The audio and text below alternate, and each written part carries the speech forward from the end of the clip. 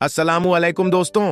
रमजान का मुबारक महीना बस आने ही वाला है और चारों तरफ एक अलग ही रौनक है।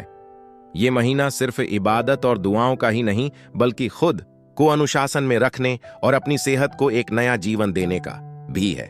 आज हम बात करेंगे रोजा रखने के उन फायदों के बारे में जिनके बारे में शायद आपने पहले इतना सोचा नहीं होगा।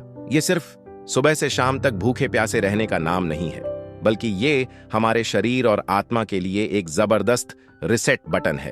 तो चलिए सबसे पहले बात करते हैं हमारे शरीर की। सोचिए, हमारी पाचन शक्ति, हमारा पेट साल के 11 महीने लगातार काम करता रहता है बिना किसी छुट्टी के। रोजा उसे वो जरूरी ब्रेक देता है जिसकी उसे सख्त जरूरत होती है। जब हम खाते नहीं हैं तो हमारा शरीर अपनी एनर्जी खाने को पचाने में लगाने के बजाय शरीर की अंदरूनी सफाई और मरम्मत में लगाता है।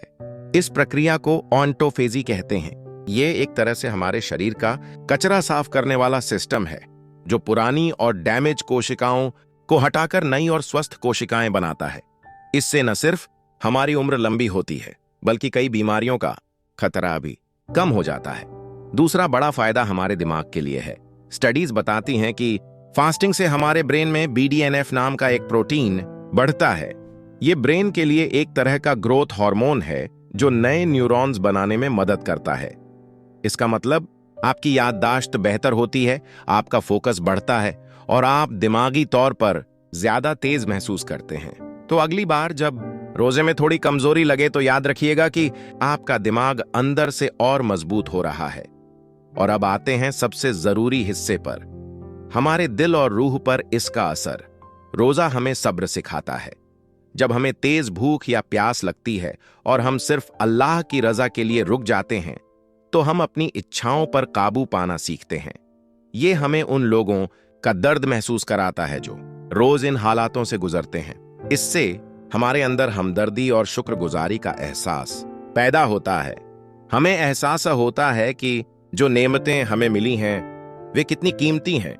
ये महीना हमें सिखाता है कि खौसी सिर्फ खाने पीने में नहीं बल्कि बांटने में है, इबादत में है और खुद को एक बेहतर इंसान बनाने में है। जब हम इफ्तार के वक्त एक खजूर से अपना रोजा खोलते हैं तो पानी के उस एक घूंट की कीमत हमें समझ आती है। तो इस रमजान रोजे को सिर्फ एक धार्मिक रिवाज की तरह न देखें। इसे अपने शरीर को डिटॉक्स करने, अपने दिमाग को तेज करने और अपनी रूह को पाक करने का एक सुनहरा मौका समझें। ये एक आध्यात्मिक और शारीरिक सफर है जो हमें पहले से कहीं ज्यादा मजबूत, स्वस्थ और बेहतर इंसान बनाता है। आप सबको आने वाले रमजान की बहुत बहुत मुबारकबाद। अल्लाह हमारी इबादतों और रोजों को कबूल करे।